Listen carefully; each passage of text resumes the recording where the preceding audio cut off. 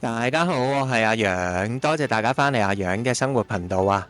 大家今次睇到呢一個片頭呢，就知道我要同大家開箱一間酒店。而今次開箱嘅酒店呢，其實係 Trip.com 入邊嘅 Trip the Best 珠海10大 Instagram 打卡酒店之一嚟㗎。而酒店呢，比較出名嘅話呢，絕對會係佢喺天台上面嘅 Infinity Pool 嘅打卡泳池啊！而今次嘅酒店名呢，其實就喺珠海香洲嘅英迪格酒店。最緊要呢，呢一間酒店嘅房價呢，普遍都係500零600蚊。咁除翻開每個人呢都係200-300蚊呢，就已經有一個好好嘅體驗啦。而呢一間酒店究竟好唔好住？個泳池係咪真係咁靚呢？咁不如等我今次就開箱俾大家睇啦！Go go go！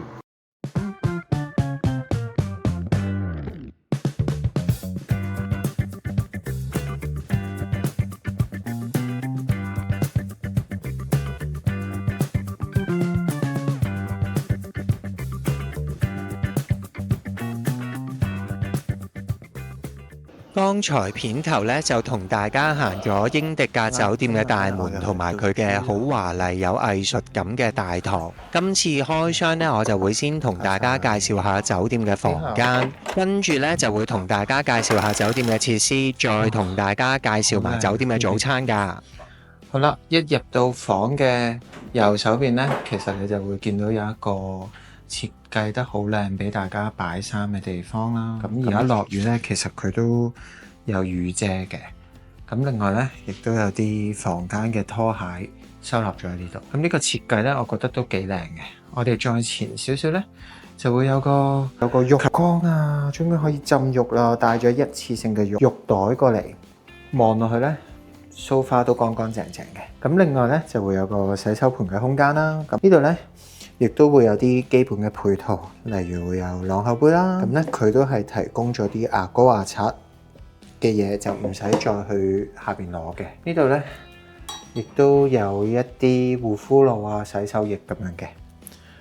咁再轉過嚟呢邊咧，就會有個沖涼嘅空間。呢一個沖涼嘅空間咧，其實佢都 design 得好 modern 啊，因為咧呢件事係設計得幾靚嘅嚇。好似有個太空艙喺度，咁啊分開咗。咁呢度咧亦都有少少嘅毛巾。咁趟開道門咧，就係今晚瞓覺嘅地方啦。一入到嚟呢個寢區嘅左手邊咧，竟然有 capsule 嘅咖啡機，我真係冇諗過。咁啱啱 check in 嘅時候咧，個 front desk 小姐咧就同我講咗咧，個 mini bar 咧啲嘢飲係唔使錢可以飲㗎。有呢一個檸檬茶同可樂，不過太甜啊，大家都要小心注意，唔好飲啲咁甜嘅嘢。呢度呢就會燙開，就會有基本嘅配套，就係有啲杯喺度啦。咁有百歲山嘅水啦，呢個係 capsule， 咁朝頭早可以飲咖啡啊，終於。咁亦都會有啲太古砂糖。呢邊呢就會有個水煲，目測呢，呢度就會有個50寸嘅電視啦。咁呢間酒店呢。Indigo 咧又係 IHG 轄下嘅酒店嚟嘅，咁如果大家係會員咧，就可以繼續儲分啦。隔離有個小小嘅偏廳，有一個好得意嘅燈喺度嘅。再轉翻過嚟呢邊咧，就係今晚瞓覺嘅床啦。呢張床咧目測都大嘅，應該都係一張 king size 嘅 bed 嚟嘅。咁呢一邊咧就係一個床頭櫃，而床頭櫃咧呢度係有埋 USB 頭。大家咧就可以帶少啲嘢啦。再過翻嚟呢邊咧，就會有個梳化仔啦，大家又可以休息下啦，喺度食下嘢又得，因為有張台喺度嘅。咁我睇下今日呢個景先，因為呢間 Indigo 咧就係喺運動館隔離嘅，咁時咧都會有好多關於運動嘅嘢咧，都會喺呢度舉行，係珠海其中一個區，係主力係搞運動嘅區。我住高層嘅房啦，今日係住2010號房。大家望落去呢，周圍都係冇乜嘢，有啲景睇下嘅。我都覺得呢間酒店好似都幾靚幾舒服。但係呢，因為佢雖然係香洲區啦，但係香洲區得嚟呢，佢去其他地方可能需要 call 車時間耐多少少嘅。最後睇埋呢一邊，最基本嘅電視機嘅遙控，有個 Bose 嘅喇叭。跟住亦都會有個電話嘅，係啦。咁呢間房呢，就大致上係咁啦。今日咧就會住喺呢一間酒店嘅，希望今晚都會住得好啦。咁我感覺到咧呢間房都有一絲絲嘅冷氣，其實佢都唔係啲好熱嘅房嚟嘅。咁同埋應該佢就唔係一個中央冷氣，咁所以應該都幾舒服嘅。好啦，我而家要睇下會帶大家去呢間酒店行下，定係去佢嘅天台嘅 Infinity Pool 嘅泳池。不過而家落雨，我唔知佢有冇開，因為front desk 嘅姐姐話落雨有機會唔開嘅。咁但係基本嘅 room tour 咧，我就帶大家行咗啦。咁如果大家有需要咧，就可以去翻佢哋嘅網站嗰度去 book 呢一間房。我都覺得係一間好乾淨嘅房嚟嘅。同埋最後帶多次俾大家睇呢一度咧個地下咧，我係超中意啊！因為咧佢係呢啲磚地之餘咧，佢又好靚啦，好時尚啦，好 modern 啦。原來呢邊咧介紹漏咗，仲有個廁所。咁咧佢真係完全做到乾濕分離。呢個係洗手間啦，跟住咧出翻嚟咧就會有洗手盆啦，一個浴缸啦，跟住咧呢邊就有個太空艙式嘅沖涼嘅地方，淋浴間上面咧佢都係有嗰隻雨淋式淋浴嘅。哇！呢間酒店都真係幾舒服喎，感覺上仲有風筒都係 Dyson 嘅。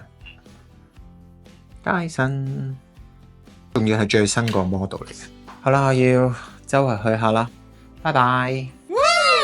哇！呢個酒店都好靚喎，其實個設計個 lift 咧都係甩甩突突嘅個牆。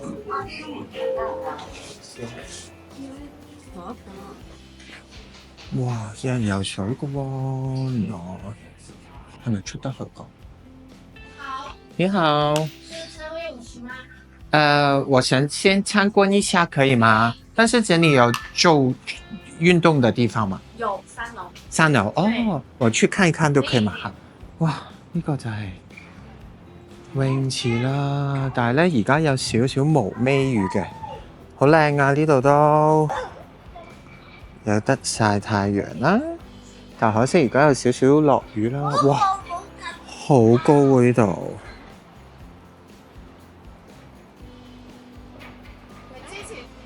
哇！呢個泳池真係好靚啊，好想講，但係可惜啦，個天氣唔好。如果唔係咧，我都諗住喺度游下水。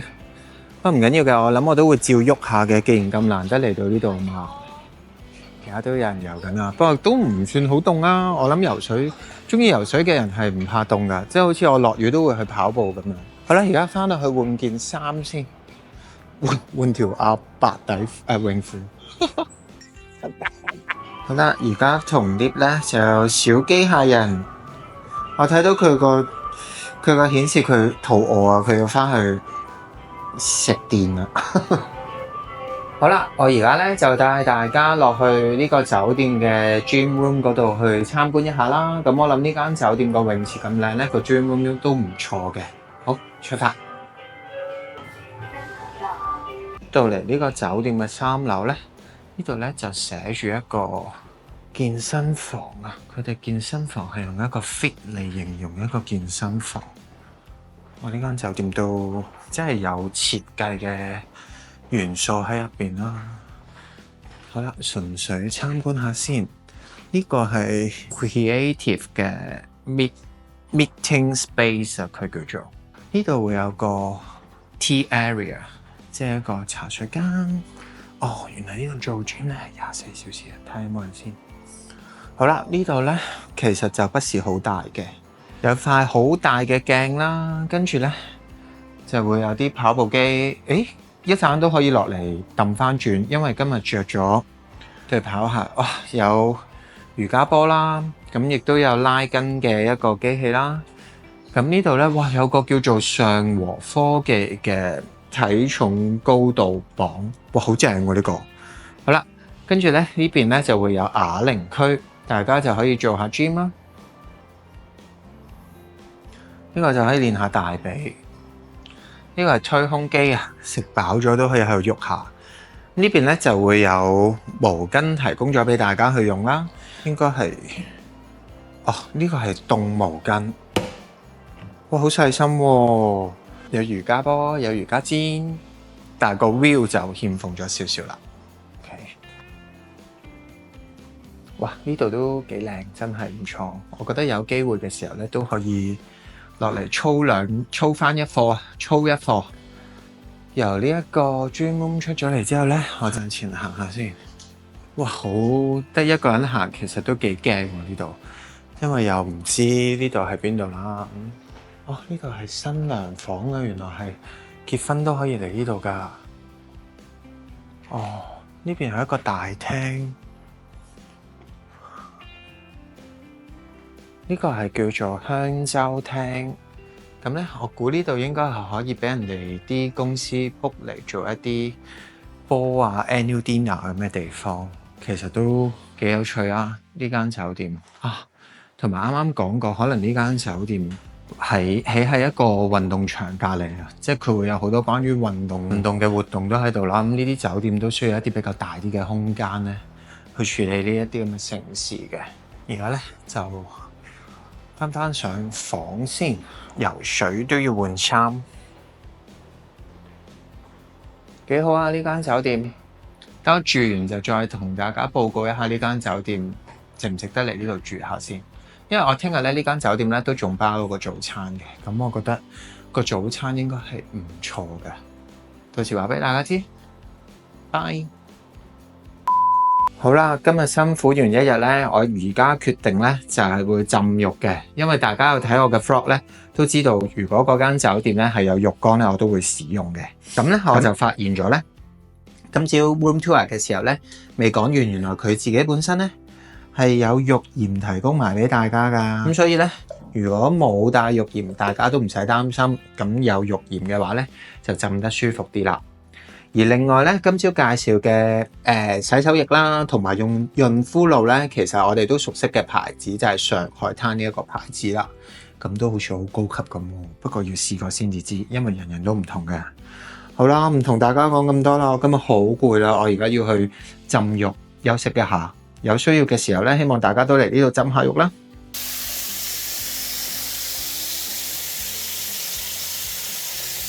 The next day， 各位早晨，同大家介紹下早餐。哇，終於見到酒店自助餐嘅標配咧，有個比較大嘅粉麵檔，而大家望到鏡頭咧，見到搭到咁高咧，就係我哋最中意食嘅港式蒸點啊！入邊都有好多唔同嘅點心，而點心嘅隔離咧就會有一啲唔同嘅西式嘅小食早餐可以俾大家選擇翻。咁包括咗會有呢一個乾炒牛河、炒河粉、竹筍肉片，而大家見到肉片前邊咧都會有好多唔同嘅小食俾大家去選擇翻，包括咗會有炸薯餅、有香腸，香腸咧都分別咗有雞肉腸同牛肉腸嘅，而隔離咧亦都會有啲烚蛋啊、一啲雜菇俾大家去選擇，最後隔離仲有粥添。轉一轉個鏡頭咧，我就影咗一啲沙律巴俾大家睇。包括咗會有啲煙三文魚啦，亦都有一啲羽衣甘藍同洋葱，俾大家可以整一個豐富嘅沙律㗎。去到蛋糕、麵包方面，其實選擇就唔係好多。如果大家中意食呢類嘅糕點呢，就可能會有少少失望啦。不過果醬方面呢，佢都有幾種選擇俾大家揀翻㗎。最後睇埋啲穀物類嘅早餐，咁選擇呢都有8款咁多㗎。朝頭早呢，最好就好似我咁樣呢，飲翻杯即打嘅果汁，可以清下腸胃之餘咧，對自己身體又會健康啲。最靚咧，呢一間酒店我唔記得咗同大家講啊，其實佢係喺比較高層嘅位置噶，所以咧坐喺窗邊咧食住個早餐咧，簡直就係一個好好嘅享受啊！最後今次呢間酒店我就介紹到呢一度啦。我今次嘅體驗咧，其實都絕對相當滿意。希望今次呢條片都幫到大家會訂呢一間酒店嘅觀眾啊！如果中意呢條片嘅，希望可以 like、share 同 subscribe 我個 channel。咁希望下條片再見，拜拜。